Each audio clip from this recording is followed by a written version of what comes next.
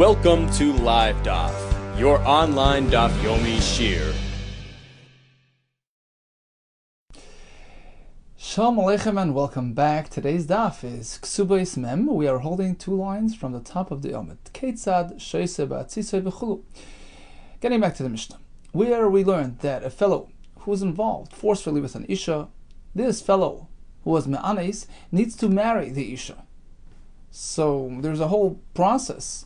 In order to remedy what he did, he has to pay, and he has to accommodate the Isha by marrying her.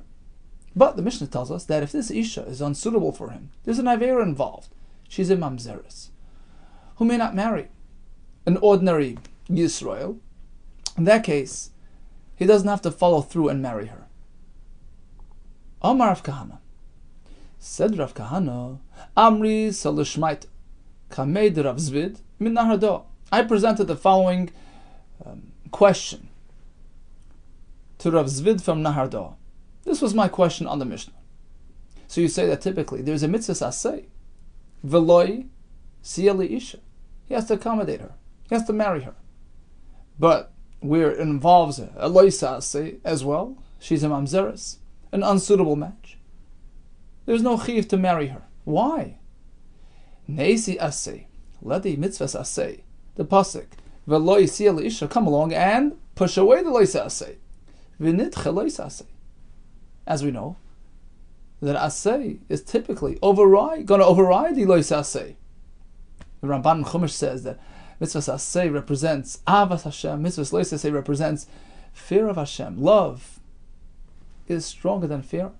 So asay should override the lois asay and let him go ahead and marry her, despite the fact that there is a lois asay involved. Amar li, so he responded to me. Amar li, hecha amrinan.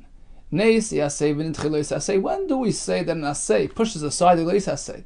When it's inevitable. Keep going. Mila b'tzoras. For instance, if there's a need to do a bris mila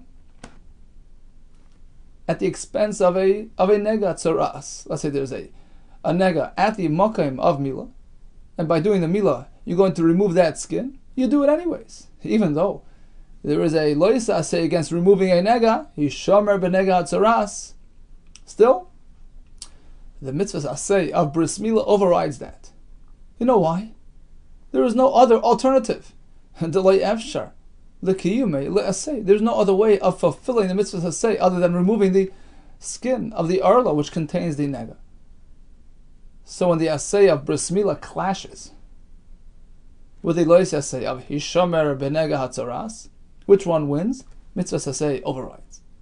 But over here, in our case of the Oines, it's not inevitable. Look, suppose the Isha refuses to marry him. She has that option, as we learned yesterday. In that case, would there be any need to fulfill the mitzvah asay of marrying her? If she's not interested, there's no asay. Therefore, explains Tosfos, it's not a fixed feature. The very fact that she can refuse indicates that it's not inevitable. It's not an absolute. So it's different than Mila, where you have to do the bris Mila, even at the expense of the nega. Over here, it's a moving target, so to speak. It's not an absolute feature. Sometimes the Isha would be willing, sometimes she's not willing. And therefore, in this case, we have no right to take the mitzvah asay, which is sort of a subjective, seasonal mitzvah asay, a fluctuating, a non-absolute mitzvah asay, and have it override an absolute lois asay of not marrying a mamzer. Rashi learns a bit differently. He says we tell her to refuse. Rashi on the third line from the top. He says, since she has the option of refusal, here as well, we teach her, we coach her, to declare that she doesn't want. Let her refuse this marriage, in which case he will have no mitzvah. Continues the Mishnah. Back to the Oines. So an Isha who does not have a father, and she was nisarsa, she had gotten engaged and divorced. what is her status now with respect to oines and mefata payments? Rabbi Lezer Omer, ha'oines chayiv. If a fellow got involved with her forcefully, oines, he has to pay those payments. But of course, he gives it to her herself. V'mefata, pata. But if he seduced her, in which case it was ultimately consensual, in which case there's no chiv to pay her, because since the payment is meant to be directed to the Isha, and the Isha allowed it to happen. It's sort of like a mechila, and therefore there is no payment. Says the Gemara, Amar Rabba, Bar Chana, Amar B'Yechanan. The Shita of Rabbi Lezer in our Mishnah is in line with his Rebbe. B'Shita as Rabbi Akiva Rabbi Amra. It's fully in line with his Rabbi Akiva.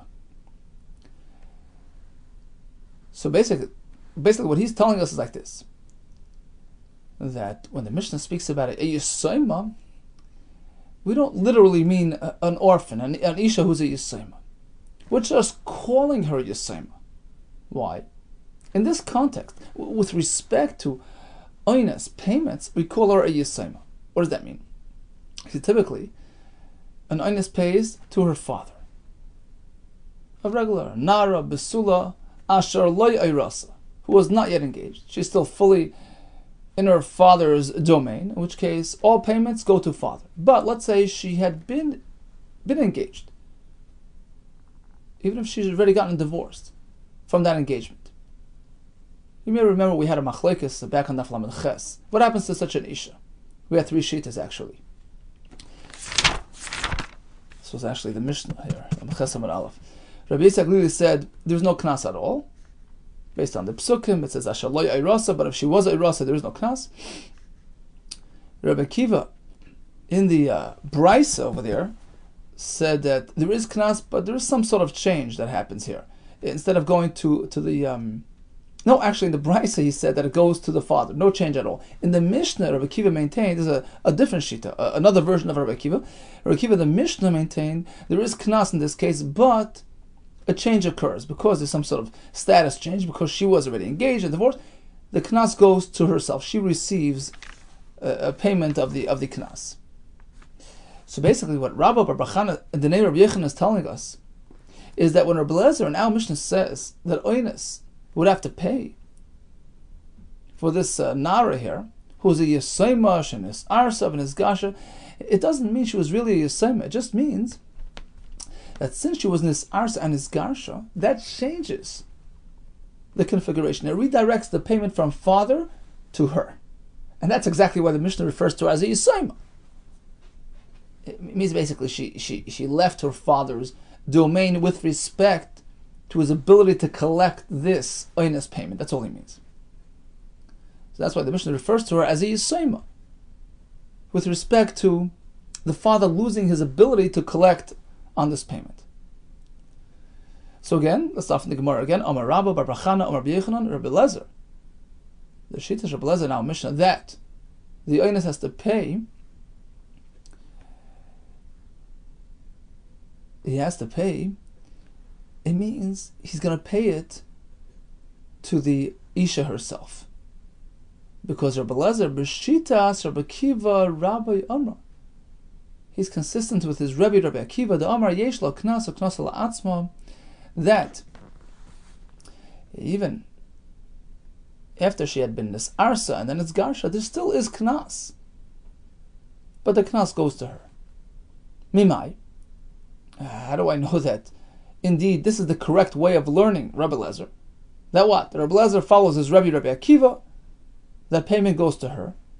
We don't see that in the Mishnah. How do I know that is the correct pshat? Midiktani Yisayma. Because let's take a look at the wording of the Mishnah. We start with the word Yisayma. What happens to Yisayma? Who is involved in oines? Rabbi Lezer Eimer, ha'oines chayiv, amafata potter, right? So simply speaking, if you look at it just literally, Yisayma, pshita. If she has no father, of course, that would be the din. Isn't that obvious? If a girl has no father, and she was involved with oines, omer fata, There's no father, so payment goes to her. So by oinus, he has to pay it to her. And mefata, there is no payment, because as we explained, since she's meant to receive payment and she did it sort of willingly, there is no chiv. So that's pashat. Why would Rabbi Lezer even have to express this type of halacha? Pshita. Eloho kamash malan. Oh, so apparently the correct interpretation of the Mishnah is that we're not speaking about a real, actual Yisayim. Eloho kamash malan, the narash in his arsav in his garsha, a regular nara, with a father alive and healthy. But she was nis arsa. She had gotten engaged. Vinis garsha and divorced from that engagement. Because if she was still engaged, by the way, she would be an Eshes Ish. Of course, there would be no knas. A fellow involving himself with an Eshes Ish gets misa. That's overrides any payments. So she was engaged, but now divorced. The narash and his arshab and his garsha, ki yisayma. She is likened to a yisayma. In which way? Ma yisayma la'atzma, just like by a real yisayma who has no father. Payment is directed to the yisayma herself. Af narash and his arshab and his garsha la'atzma, likewise. A nara who had gotten engaged and divorced. Father loses that privilege. Payment goes to the isha herself. That must be Rabbi Lezer's chiddush. And this is in line with Rabbi Akiva, his Rebbe, that once she had this experience, this arsa and this garsha, there is payment upon oinus, but it goes to her. Amar Rab Zera, Amar Rabba bar Shila, Amar Rab Nuna Saba, Amar Rav Ada bar Ava, in the name of Rav, Amar Rav. Halacha Rabbi Lezer, in fact, that's the halacha l'maisa, that even this type of nara receives knas, and she herself receives that payment. Kari Rav alei Rabbi Lezer. Rav declared on Rabbi Lezer. He called him with the title Tuvina, the best one, the Chakimi of the Chachamim, meaning Rabbi Lezer's position in this shaila, in this topic. Rabbi Lezer's shita is the best of all the shitas, the best of all three shitas that we had back in Daf Lamed Ches. A narash and his arshav and his garsha. What happens? According to one shita, there is no knas. According to the other shita, regular knas to the father. Third shita, which is represented here in our Mishnah, is there is knas, but it goes to her. It reverts from father to daughter, because the pasuk indicates that when she was engaged, something changes, and this is what changes. Continues the Mishnah.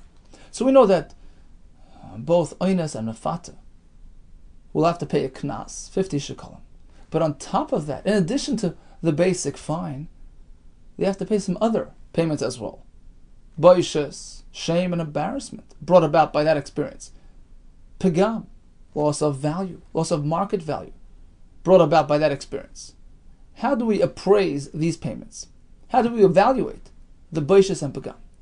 Says the Mishnah, Ezo boishes. How do we determine the boishes payments?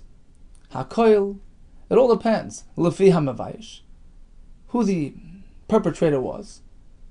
Rashi explains, if he's a lowly fellow, that creates a greater shame. Sorry, the other way around. Rashi says if he's a lowly fellow, he does not create such great shame as a person who is sort of in the middle, the middle rungs of society. Somebody that's Adam Beinoni, says Rashi, somebody in the middle of the societal rung would generate a greater shame and a greater embarrassment upon the Isha than a lowly fellow we don't reckon with that much. Or it's more than a person who's of high prominence, because as embarrassing as the experience was, but if it related to a person of prominence, perhaps that mitigates, it seems that mitigates the busha. So somebody right in the middle, he creates the biggest busha, and his busha payments are appraised very high. All depends who the perpetrator was and his standing in the community. So that's one side of the one aspect, one component of the evaluation. And also, Vam is bayish. It depends who the victim was. And Rashi says, the higher the stature of the victim, the greater their shame. Let's go to Rashi. Interesting Rashi. Rashi to the right. Hakoil v'yam mevayish. Adam beinoni. Somebody like in the middle of society. Hamavayish, who perpetrates. Boish teikosha. He generates greater shame. Me adam azoil, than a person who's lowly, who we don't reckon with that much. Omi adam chashiv. And conversely, it's more than the shame that we generated by Adam Chashiv. Interesting way of evaluating it. That's the Mavayish. And then Vamas Bayish, says Rashi, the victim as well plays a role. Lefi chashivusei boishtei. The greater the prominence, the more chashiv the victim is, the more shameful and embarrassing that the experience is. So that's Baishis. Let's go back to the Mishnah. What about Pigam? A downgraded in value. How does that work? Typically, a person, Ben Yisrael, has no market value. So how do you evaluate value? Says the Mishnah, Ro'in Isa, we view her, we appraise her, we evaluate her, as though she was a maidservant being sold on the market. And we appraise the difference between before and after. How much was she worth before this experience, when she was still a Besula? And how much is she worth now? That difference is what he has to pay. What is Knas? We discussed Baishas, Pagam, Knas, that's the standard 50 shkolim. Does that fluctuate? Or is that a set standard rate all throughout? Yes, it's standard. Knas, Shava B'chal Adam, it's an equal rate, irrespective of who, what, or when. And likewise, V'kol sheyesh like kitzvah b'nat Torah, and all the other payments that we find in the Torah. For instance, if a shur, if an ox gores an eved, a slave, and kills him, we have to pay 30 shkolim. It's a set standard fee, and that as well is Shava B'chal Adam, irrespective of who, what, when, and where. It's a standard fee applicable to everybody equally. Asks the Gemara. So you maintain that there is a knas of 50 shkolim, and on top of that, there's boishes and pagam, and by the way, the oines has to pay the tsar as well. How do we know? Perhaps it's all inclusive. Perhaps the 50 slime that the Torah speaks about includes everything. All inclusive. Amar Abzera, it can't be. How could you say that? Yoimru. So people will say, it'll turn out to be paradoxical. Contrary to logic. Yoimru Baal, people will say, well, he got involved. He interacted with a Bas Malachim, with a princess, Chamishim. He'll be fined 50 shleim. Shleim and shkolim, by the way, the same. So, the most prominent victim, 50. A Baal, Bas Hadyotes, Chamishim. And then when he goes and interacts with just a plain simpleton woman, it's also the same rate? Hard to believe. How could there be the same penalty for this and for that? So obviously, there's more than 50 to talk about. 50 is a set standard fee. But on top of that, look, you embarrassed a princess. There's baishas to talk about, which gets added to the 50. So for the sake of fairness, there must be some more payments on top of the 50 standard, boishes and pagam, which allows to account for this disparity in shame and embarrassment and the overall effect of what he did. It makes sense that his fine, his payments, should be commensurate with his crime, and that necessitates more payments in addition to the 50. And with respect to those payments, they will reflect the specifics of that situation. Amalei Abai. So Abai responds to Reb Zera. That's a good argument. Okay, makes sense. But I'll disprove your argument.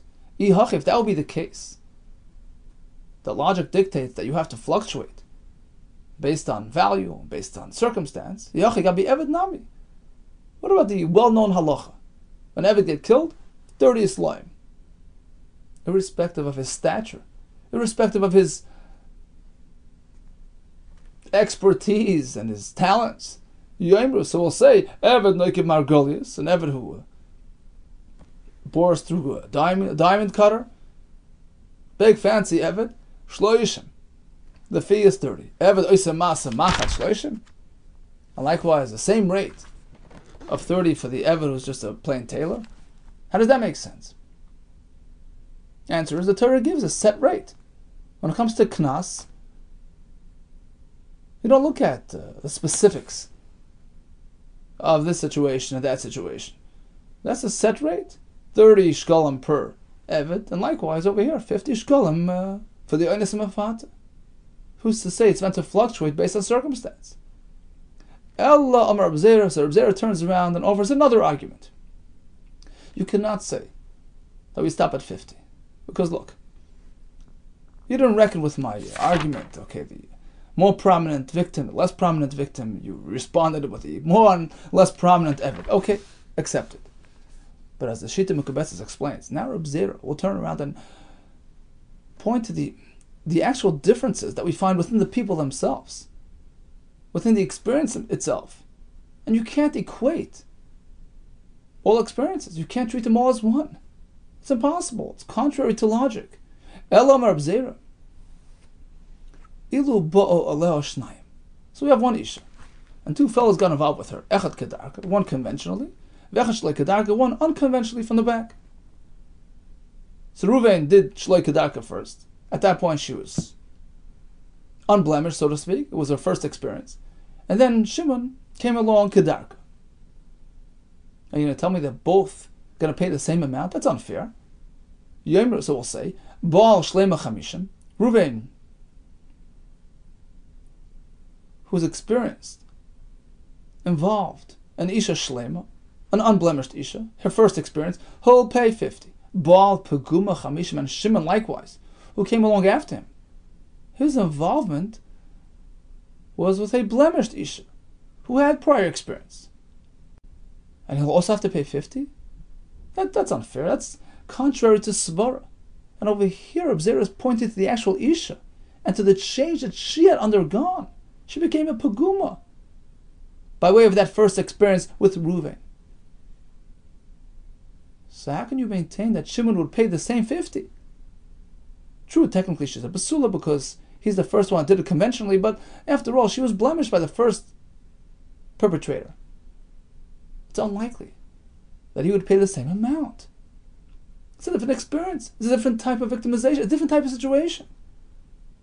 Amalei Abai responded with a similar counter-argument, again from the Eved. If that were true, that payment reflects the exact nature of the person involved, the exact specifics of the victim, Gabi Eved Nami. The same would apply to the Eved with his 30 shkolim. Yomru, people will say, well, Eved Bari Shloishim. The Shur killed a healthy slave, you pay 30. Eved Mukesh Chin Shloishim. Then he kills an Eved full of boils, an unhealthy slave. The same 30? What happened to the difference in value? It's a different type of Eved. It's more than just more or less talented. This is a healthy Eved, this is an unhealthy Eved. How can you equate them? Teretz is that the Torah gave a standard free, irrespective of situation and condition.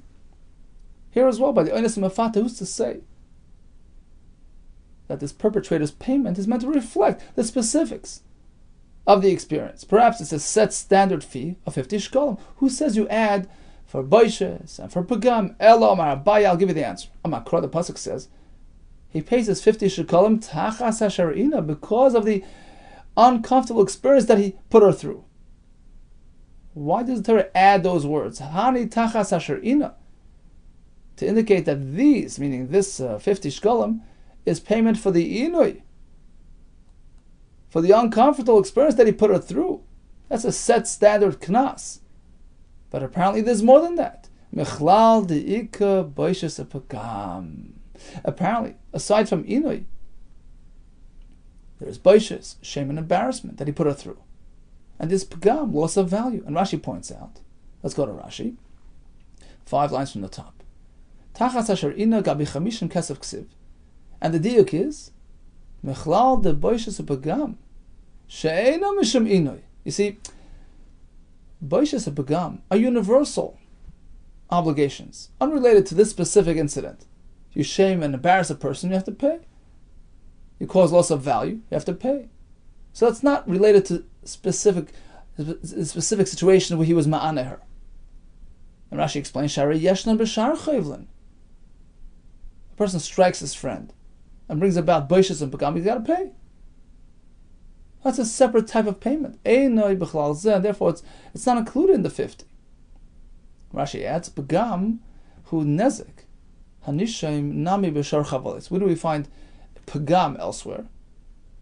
So you know that Reuben strikes Shimon and causes bodily harm. There are 5 payments that must be made. Nezek, Tsar, Ripui, Sheves, and Boishes. So Boishes we see applies elsewhere. What about Pagam? Rashi says the first one on the list, Nezek, is synonymous with Pagam, loss of value. So these concepts are universal, not specific to the Oines and Mafata. And that's what the Pasuk had in mind. The 50 is Tachas Asher Ina. It's specific to this type of involvement of Oines and Mafata. On top of that, there are the standard payments of Boishes and Pagam that come along with that. Rava Amar, he has another teretz to the Kasha. Amar Kra, the Pasuk says, V'nasana ish, ha'asheich ima, lavi anara, chamishim kesef. So the fellow who interacted with the Nara pays 50. Why does the Torah have to explain, ha'asheich ima? We know. This is what happened. Answer, Hanas shchiva nun, the 50 is payment for the experience. Apparently, there are additional payments above and beyond the 50, which are boishes and pagam. Okay, so once we established that as a fact, now comes the next question. Where do we direct those payments? The 50 shekalim go to father, as the pasuk just told us. V'nasan ish, right? Lavianara. But what about boishes and pagam? How do we know that father receives that? Perhaps that goes to her. The answer is Amakra. The pasuk says this is a pasuk by Hafaras Nadarim, that a father can interfere with his daughter's vows. Binureh, while she's a nara, during that stage, Beis Aviyah, she's home. She relates and identifies with her father, and we learn from that Kol Shavach Nu'ureha La'aviyah, all earnings, all monetary benefits that arrive in her name go to father. Asks the Gemara, if that's so, that the pasuk is telling us that all payments, all monetary income, go to father during that stage of her life. So when Rav tells us, how do we know that a daughter's earnings go to her father? He has another pasuk for that. When a father sells his daughter as a maidservant. And we learn the connection between Bita Li'ama is as follows. Ma'ama ma'asya del Rab, just like a maidservant's earnings go to her master. Af bas, likewise, a daughter, a regular daughter, ma'asya del Aviyah, her earnings go to her father. So Rav learned this halacha from this pasuk. Lamali, why does he need this pasuk for? Don't we already know from the other pasuk? Typically, you can learn this halacha mibunoreh beis Aviyah from the other pasuk. Any earnings during that period in her life go to father. Ella. So you must say, you can't learn. Apparently you cannot learn from that pasuk because that pasuk of binureh beis Aviyah hahi ba'afaras nedarim hudichsiv. That is speaking about his ability to interfere with her nedarim, and not related to his financial, rights and privileges. So if that's the case, once we have proven, so to speak, that the pasuk of binureh beis Aviyah will not teach us anything regarding financial matters, so back to the question: how do we know that the boishes and pagam payments go to father? Perhaps you'll say ne'elf minei. We'll learn one from the other, just as by first nedarim, father has rights. Likewise, when it comes to financial matters, no, you can't learn one from the other. Mamayna, monetary issues may yisura from yisurim such as a first nedarim. They can't be learned one from the other just because he has a right to remove her vow. Who's to say he can take her earnings? Perhaps we'll say that ne'elef miknasa. We'll learn the halacha that father can collect on the boishas and pagam payments from the fact that he could collect the 50 shkalim given as a knas. This is money, that's money. Answer is no. There are different types of payments. Mamoina, boishas and pagam, which are standard financial obligations, that cannot be learned. Miknosa le'afina, it can't be learned from the knas payments. Perhaps knas has one set of guidelines that goes to the father, but boishas and pagam goes to the daughter. So how do we know? Ella rather, says the Gemara, mistavra daviyahavi. It's a svara. It's plain logic that boishas and pagam payments are directed to the father. Why? Because if he should wish, if the father should decide, you know what he can do? While his daughter is still a nara, masarla lemenuval umukeshchin. He can decide to hand her over for marriage to a lowly fellow, menuval, or a mukeshchin full of boils, in which case she'll have a very embarrassing experience. So he can go ahead and take payment from this fellow and give her over to him as a wife. So the way Rashi learns the Gemara, since he had that potential, he could have accepted payment from this fellow and given over his daughter for that purpose. And now he lost that ability to collect that payment from this fellow because this Einas fellow got involved with his daughter. And now nobody wants to get near her. So he lost out that type of payment. Payment that a menuvel would give to put his daughter through his experience with him. So now that loss was incurred by the father. And therefore he's deserving of that payment. That's one pshat. Others learn that since he has the ability to give her over to this fellow and put her through this embarrassing experience, so this value, so to speak, this koyach is his, this power is his. It's as though the Torah put her boishas and her pagam in his hands. And therefore, when this Einas has to pay the boishas of pagam, it's logical to conclude that it goes to the father.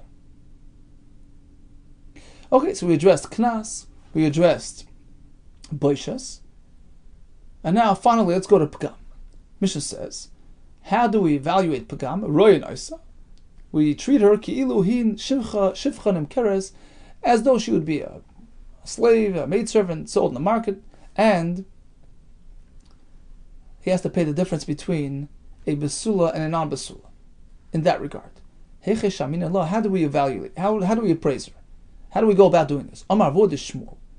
So Shmuel's father explained like this: Oyimdin, we evaluate ka'ama adam roitza litin. How much would a person be willing to pay bein shivcha besula the shivcha bu'ul? What would be the difference between what a person would pay for a shivcha who is a besula and a shivcha who is not a bu'ula l'sham shoy, to have this shivcha servant? So that difference in value is called pagam. Asks the Gemara, why would there be any difference in value? Shivcha bu'ula l'sham shoy, if he's just buying the shivcha to serve him, my nafkale mino, what difference does it make if she's a besula bu'ula? He's not meant to interact with her physically in any case. It's just to serve him. So there's no difference in value. Ella, rather, he means like this: bein shivcha bu'ula l'shivcha she'eni bu'ula la'asiya la'avdei. A fellow would like to purchase a shivcha and match her up, pair her up with his slave, with his eved. So the difference between what he would pay for a bu'ula and a besula, that's called pagam. Asks the Gemara, what difference would it make for the master? Ula avde, if it's just for his slave. My nafka limino, what's the difference to him if she's a besula or bu'ula? At the end of the day, as long as they have kids and he increases his holdings, that's all he cares about. So there really is no difference in value between one and the other. Answers the Gemara, there is. Because at times, he wants specifically a besula. Why? The eved sheyesh l'rabbi, because this master has an eved who is exceptionally talented, exceptionally efficient. The eved sheyesh l'rabbi koiras ruach emen. We're speaking about an eved who his master really appreciates his service, and now he wants to give him a bonus. He wants to give him a shivcha to live with, and as Rashi explains, he wants to give him dafka besula, which would be appreciated by the eved. So that would be the difference in price. How much more would he pay for a basula over a bu'ula? That difference is called pagam, that our perpetrator would have to pay. So bottom line is, an oines and mafata would pay a knas. On top of that, there is the boishes, which reflects the specifics of that involvement and how much busha it generated, and pagam as well, as we explained. How do we know there are boishes and pagam to be paid? We have Abaye's pshat, we have Rava's pshat, and they learn it from the psukim. Who do these payments go to? The Gemara concluded it goes to the father. It's his right to collect that money like the other monies as well. Continues the Mishnah. Kol makom sheyesh mecher ein knas. Kol makom sheyesh knas ein mecher. We speak so much about the oines and the mafata. We're working with the assumption that there's an age restriction here. It's age specific. As the Mishnah in the beginning of the parak says, Elo na'aros, right? Sheyesh lam knas. She needs to be a na'ara, which is basically past bas mitzvah, once she experiences some expressions of maturity, until she turns a begeres, which is 6 months later.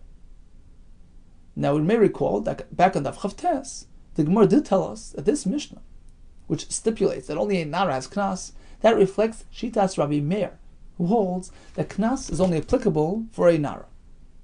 And in fact, our Mishnah as well, the coming Mishnah, will reflect the same shita. Kol makom sheyesh mecher, when a girl is very young, before her bas mitzvah, where at that point father can sell her as an amma, as a maidservant, he has that right, he has that privilege, and knas. At that tender age, there is no potential for knas. V'chol makom sheyesh knas. But once she turns nara, where knas kicks in, ein mecher. At that point, father loses rights of sale. He can't sell her. And the Mishnah explains, Ketana, she's below bas mitzvah, yesh la mecher, father can sell her, vein lo knas. If a fellow gets involved with her, there is no knas. In contrast to a nara, yesh la knas, over there is knas, vein lo mecher, there is no mecher. Habageres, once she's past Ketana and nara, she achieved full adulthood, ein lo like mecher, like knas, at that point there is no mecher or knas. Amar vidam Rav, zu divir Rabbi Meir. Our Mishnah reflects Shitas Rabbi Meir. It's sort of one or the other. Either it's mecher or it's knas.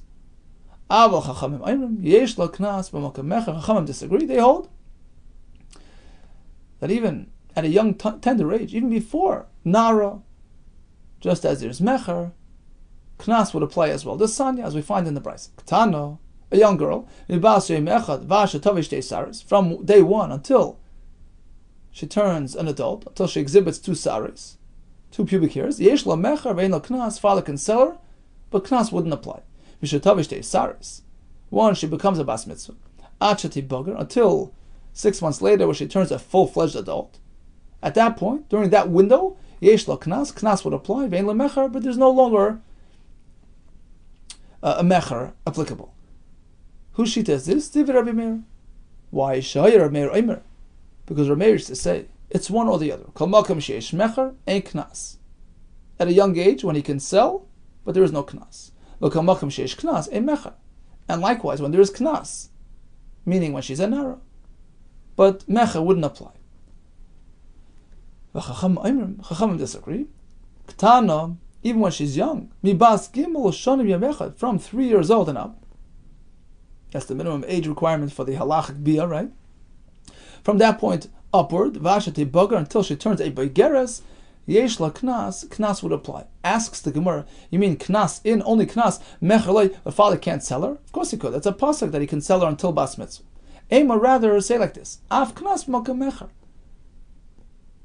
That even before she's a nara, just as mecher would apply, knas would apply as well. It's not one or the other. You can have knas even when mecher would apply as well. Omar Chisda, my time of the Rabbi Meir.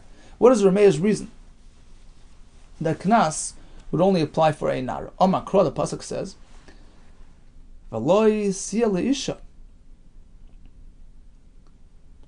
So this fellow who did eines, right? She's meant to be his wife, meaning he's meant to accommodate her. V'loi tiya leisha.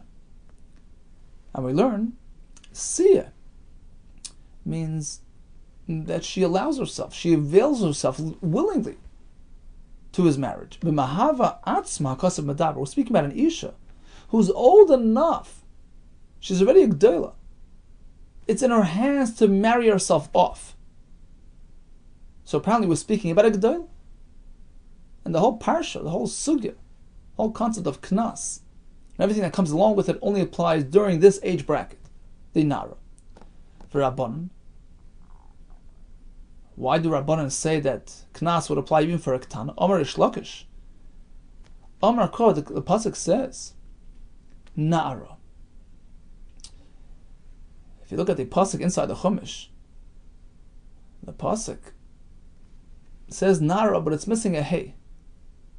It's spelled Nun Ayin Resh. We read it Na'ara as though it would have it hey at the end, but it doesn't actually have the hey. Why did the pasuk leave out the hey? To indicate afilu Ketana b'mashma, to include even a Ketana, even if she's not really a Na'ara. So we know that Knas applies even to a Ketana. Shama Rav Papa Breder of Chanan. So Rav Papa heard this explanation from Rish Lakish. Rav Papa Breder of Chanan mi Beit Kluchis. He came from the place called Beit Kluchis. Also, he went ahead. Amra, he presented this Kamed Rav Simya bar Ashi. Amra, Rav Simya bar Ashi responded to him, Atun, you aha masnisula. This statement, this explanation, in the name of Rish Lakish, you had it applied to this concept to explain why the Chachamim apply Knas even to a Ketana, right? We had a different version. We heard the same Rish Lakish, but in a different context. Anan, by us, we aha masninala, we learned Rish Lakish pertaining to a different thing, which is Amr Rish Lakish hamoitzi shemra ala Ketana pater. A husband is moitzi shemra, which means he claims that upon marrying the Isha, he discovered non-basulim. Apparently she interacted with somebody inappropriately between engagement and marriage. He's all upset.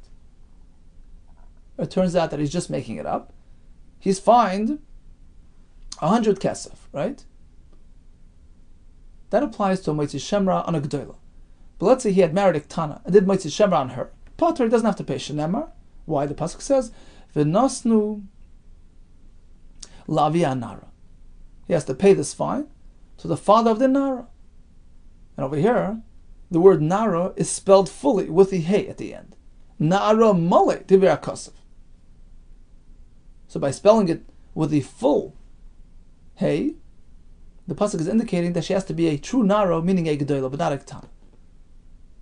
And that's where we learned Rish Lakish's explanation on the Meitzah Shemra. Maskefler of Adabar. So he had a kasha. Why do we need this whole drasha that the Meitzah Shemra applies only to Gdoila, not to Ketana? It's obvious. Why? Ta'ama the Kasra Achmana Nara.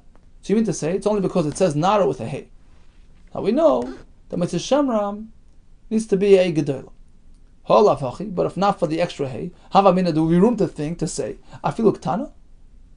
That even a Ketana would be included in this halacha of Meitzah Shemra? You can't say that. V'oksiva, the pasuk says, suppose it turns out to be true, confirm that she was involved in znus. You know psulim for the nara, which means she did do znus, and what happens? She gets severely punished. She gets skila. Take her out to her father's entranceway, and they give her skila to kill her. Apparently she's a gdoila. The very fact that she faces death by way of bezdin is a right that she's a gdoila, of course. If she were a Ketana, she wouldn't face death. There would be no einish applied to her by bezdin. So even without this drasha, I would already know that Meitzah Shemra only applies to a gdoila. Elo. Rather, let's tweak the drasha a bit. It's obvious that Meitzah Shemra is only by a gdoila.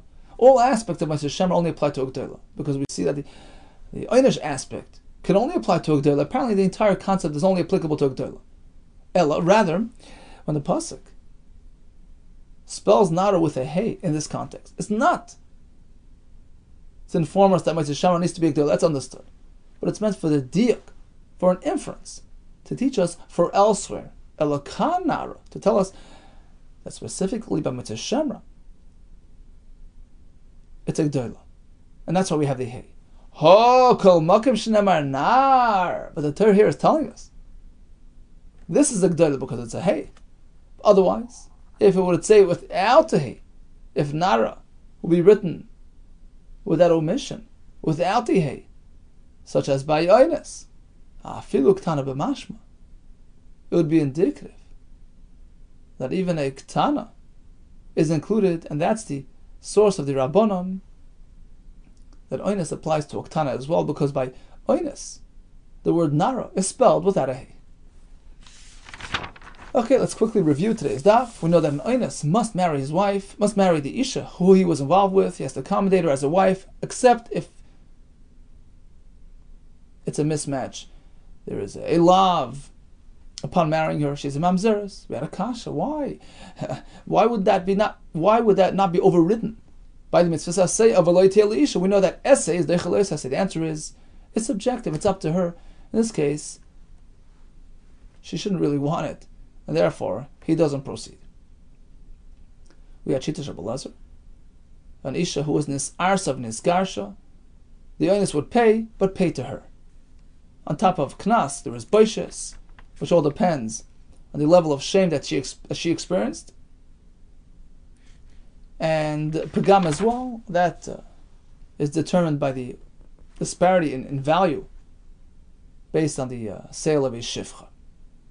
We learn from Psukim that on top of Knas there is Boishes and Pagam, and in fact all that goes to the father. That's part of the Schusim of the father, just like he does Avaros Nadarim, etc. And we ended with the Machlekes.